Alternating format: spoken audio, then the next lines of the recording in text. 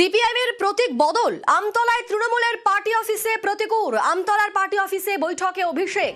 CPIM ছেড়ে তৃণমূলে প্রতিকূল, ভোটের আগে দল বদল প্রতিকূল রহমানের, এই প্রশ্নগুলোই এই মুহূর্তে উঠছে। সিপিআইএমের প্রতীক বদল, আমতলায় তৃণমূলের পার্টি অফিসে প্রতিকূল, আমতলার পার্টি অফিসে বৈঠকে অভিষেক বন্দ্যোপাধ্যায়। সিপিআইএম ছেড়ে কি তৃণমূলে যাবেন প্রতিকূল? ভোটের আগে কি দল বদল করবেন প্রতিকূল রহমান? সে নিয়ে জোর চর্চা। আমাদের সঙ্গে এই মুহূর্তে সান্নিক রয়েছেন। সান্নিক, ভোটের আগে প্রতিকূলের এই সিপিএম ছাড়া এবং তারপর যে জল্পনা, তাহলে কি তিনি তৃণমূলেই যোগ দিচ্ছেন? এ নিয়ে কিন্তু জোর চর্চা চলছে, কি আপডেট পাওয়া যাচ্ছে? দেখো, শেষ কয়েকদিন ধরে যে জল্পনা চলছিল প্রতিকূল রহমান কি তবে প্রতীক বদল করবেন, সেই প্রশ্নটাই কিন্তু তার ইস্তফা দেয়া, তার দলের থেকে ইস্তফা দেওয়ার পর থেকে কিন্তু বারংবার সামনে আসছিল। আর সেই জল্পনাকেই কার্যত সত্যি করে এই মুহূর্তে অভিষেক বন্দ্যোপাধ্যায়ের সঙ্গে বৈঠকে প্রতিকূল রহমান এই মুহূর্তে তিনি এসে উপস্থিত হয়েছেন আমতলায়। অভিষেক বন্দ্যোপাধ্যায়ের যে কার্যালয় রয়েছে, যে দলীয় কার্যালয় রয়েছে, সেই কার্যালয়ে আজকে আমরা দেখছিলাম দুপুর থেকেই এখানে স্থানীয় সাংসদ অভিষেক বন্দ্যোপাধ্যায় তিনি আজকে তার সাংগঠনিক স্তরে তিনি আজকে একটি অভ্যন্তরীণ বৈঠক করছিলেন, যেখানে জেলা নেতৃত্ব উপস্থিত ছিল। সেখানেই কিছুক্ষণ আগে এসে উপস্থিত হলেন প্রাক্তন বাম নেতা প্রতিকূল রহমান। প্রসঙ্গত, প্রতিকূল রহমান 2024-এর লোকসভা নির্বাচনেও আমরা দেখেছি তিনি অভিষেক বন্দ্যোপাধ্যায়ের বিরুদ্ধে প্রতিদ্বন্দ্বিতা করেছিলেন ডায়মন্ড হারবার লোকসভা কেন্দ্র থেকে। পরবর্তীতে বারংবার তার মুখে আমরা বিভিন্ন ক্ষোভ শুনেছি যখন তিনি দল ত্যাগ করছেন, বা দল ত্যাগের যে জল্পনা যখন সমাজ মাধ্যমে ছড়িয়ে পড়েছিল সেই সময়, তখন থেকেই প্রশ্ন উঠতে শুরু করেছিল তবে কি এবার প্রতীক বদল করতে চলেছেন প্রতিকূল রহমান। এবং সেই ছবিটাই কার্যত সত্যি করে এই মুহূর্তে অভিষেক বন্দ্যোপাধ্যায়ের সঙ্গে বৈঠকে প্রতিকূল রহমান।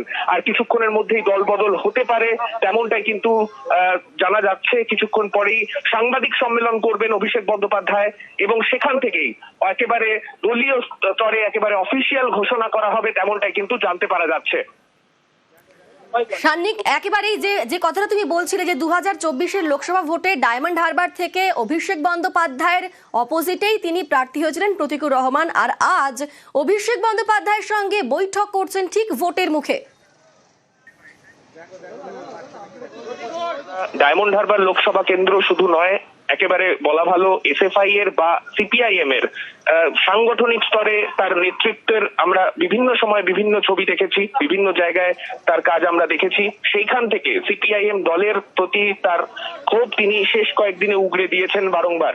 দলের তরফে, দলের শীর্ষ নেতৃত্বের তরফে যে হুমায়ুন কবিরের সঙ্গে বৈঠক তিনি ভালো চোখে নেননি, তার বক্তব্যে সেটা তিনি স্পষ্ট করেছিলেন। এবং তারপর থেকে মমতা বন্দ্যোপাধ্যায়, অভিষেক বন্দ্যোপাধ্যায় তাদের সম্পর্কে যে বিজেপি বিরোধিতার ক্ষেত্রে বিকল্প হিসেবে যে তৃণমূল কংগ্রেসকে তিনি ভাবতে চলেছেন, সেই একটা আভাস কিন্তু পাওয়া গিয়েছিল।